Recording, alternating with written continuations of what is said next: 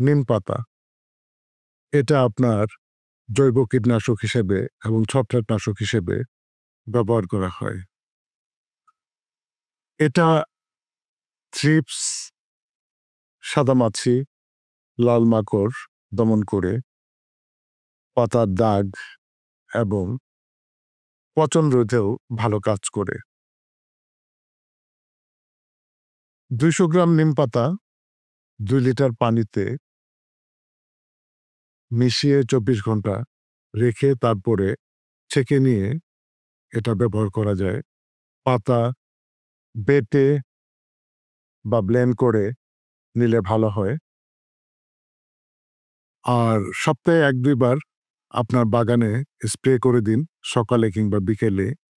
আপনার গাছগুলো ছত্রাক এবং পোকামাকড় মুক্ত থাকবে।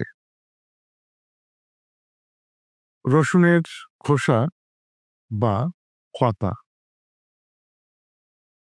এগুলো ছত্রাকনাশক এবং পোকানাশক হিসেবে ব্যবহার করা যায়। রসুনের খোসা বা পাতা 100 গ্রাম পানিতে 24 ঘন্টা ভিজিয়ে রেখে তারপর ছেঁকে নিন এবং সকালে বা বিকেলে গাছে স্প্রে করে দিন। পেঁয়াজের খোসা এটাতে আপনার গাছের জন্য প্রয়োজনীয় পুষ্টি উপাদান আছে, বিশেষ করে পটাশিয়াম। আর এটাতে আছে সালফার। এটা আপনার যেমন ছত্রাক নির্মূলে কাজ করে ভালো, তেমনি আপনার পোকাও প্রতিরোধক হিসেবে কাজ করে ভালো। এটা গাছের পাতার রং উজ্জ্বল করবে আর গাছকে সবল করবে, কারণ এতে আছে প্রচুর পরিমাণে পটাশিয়াম। এছাড়া আরও কিছু পুষ্টি উপাদানও আছে। আপনি 100 গ্রাম পেঁয়াজের খোসা 2 লিটার পানিতে 2 দিন ভিজিয়ে রেখে তারপর ছেঁকে নিয়ে এটা আপনি সব ধরনের গাছের পাতায় স্প্রে করতে পারেন, গাছের গোড়ার মাটিতে দিতে পারেন। পেয়ারা পাতা, হ্যাঁ ঠিকই শুনছেন, পেয়ারা পাতাও বেশ ভালো কাজে লাগে ছত্রাকনাশক হিসেবে, এবং বিশেষ করে গাছের গোড়া পচা রোধ করতে এটা বেশ ভালো কাজ করে। তাছাড়া পাতার ছত্রাক এবং দাগ প্রতিরোধে ভালো কাজ করে, শিকড় পচা প্রতিরোধেও ভালো কাজ করে। পেয়ারা পাতা 250 গ্রাম 2 লিটার পানিতে 24 থেকে 48 ঘন্টা ভিজিয়ে রেখে স্প্রে করুন। পাতাগুলো বেটে নিলে বা পিষে নিলে ভালো হয়। এভাবে আপনি এই দ্রবণটি তৈরি করে সকাল বা বিকালে গাছে ব্যবহার করতে পারেন। তুলসী পাতা এটা আপনার পোকা প্রতিরোধ হিসেবে, টনিক হিসেবে বেশ ভালো। আর ছোট গাছে বিশেষ করে পোকামাকড় দূর করে। আর এটা আপনার এই চারা গাছের বৃদ্ধিতেও ভালো কাজ করে। 100 গ্রাম তুলসী পাতা 1.5 লিটার পানিতে 24 ঘন্টা ভিজিয়ে রাখুন। তারপরে এটা গাছে স্প্রে করে দিন বা গাছের গোড়ার মাটিতে দিয়ে দিন। ফল আপনি দেখতে পাবেন দ্রুতই। পেঁপে পাতা এটা আপনার কীটনাশক হিসেবে ব্যবহার করা যায়, তেমনি গাছের শক্তি বৃদ্ধিতেও এই পেঁপে পাতা বেশ ভালো কাজ করে। পোকামাকড় দমনের ক্ষেত্রে বিশেষ করে আপনার লাল মাকড় দমন করে। আর আপনার এটা গাছে দিলে গাছ সবল হয়। তো কচি পেঁপে পাতা 200 গ্রাম এটা আপনার বেটে বা সেচে নিবেন। তারপর 2 লিটার পানিতে 1 দিন ভিজিয়ে রাখবেন। তারপর সকালে বা বিকালে গাছে স্প্রে করে দিবেন। গাছের গোড়ার মাটিতেও দিয়ে দিবেন।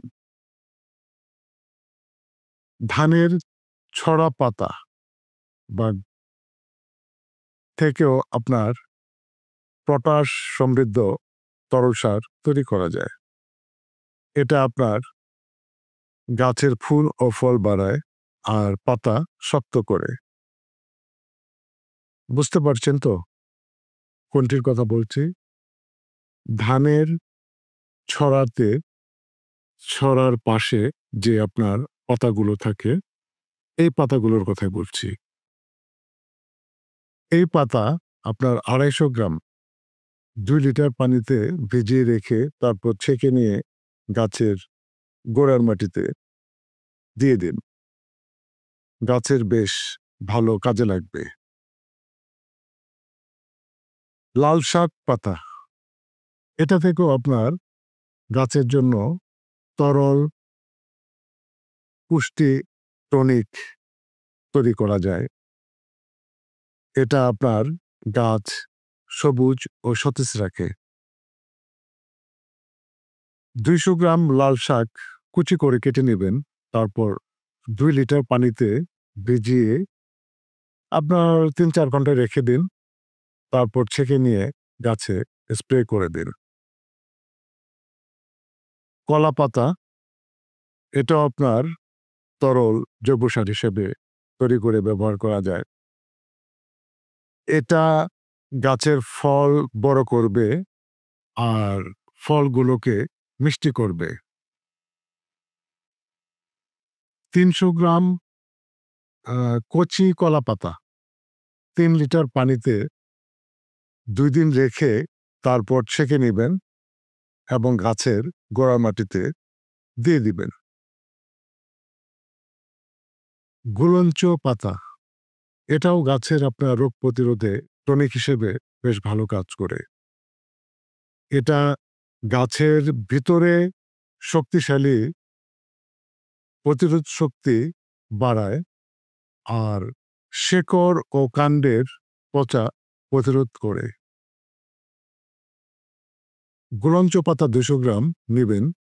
২ লিটার পানিতে ২ দিন ভিজিয়ে রেখে তারপর ছেঁকে নিয়ে গাছের গোড়ার মাটিতে দিয়ে দিবেন। বাঁশ পাতা, কচি বাঁশ পাতা ব্যবহার করে গাছের জন্য বা গাছের বৃদ্ধির জন্য শক্তিশালী তরল টনিক তৈরি করে নিতে পারেন। বিশেষ করে এটা আপনার চারা গাছের ভালো বৃদ্ধি করে। আপনার ২৫০ গ্রাম বাঁশ পাতা কুচি করে নিবেন। তারপর ২ লিটার পানিতে ৩ দিন ভিজিয়ে রেখে ছেঁকে নিয়ে তারপর গাছের গোড়ার মাটিতে ব্যবহার করতে পারেন। গাঁদা ফুলের পাতা এবং ডাঁটি, এগুলো থেকে প্রাকৃতিক কীটনাশক তৈরি করা যায়।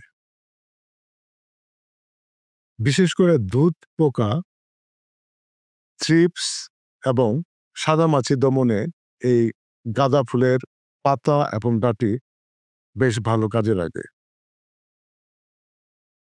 গাঁদা পাতাসহ ডাঁটি ২০০ গ্রাম নিবেন। ২ লিটার পানিতে ২ দিন ভিজিয়ে রেখে তারপর ছেঁকে নিয়ে গাছে স্প্রে করে দিবেন।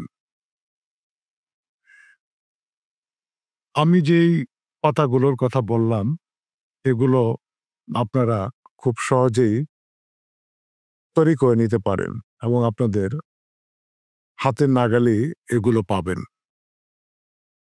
আশা করি আপনাদের এই তথ্যগুলো কাজে লাগবে। আর কোনো প্রশ্ন থাকলে জানাবেন। দ্রুততম সময়ে উত্তর দেওয়ার চেষ্টা করব।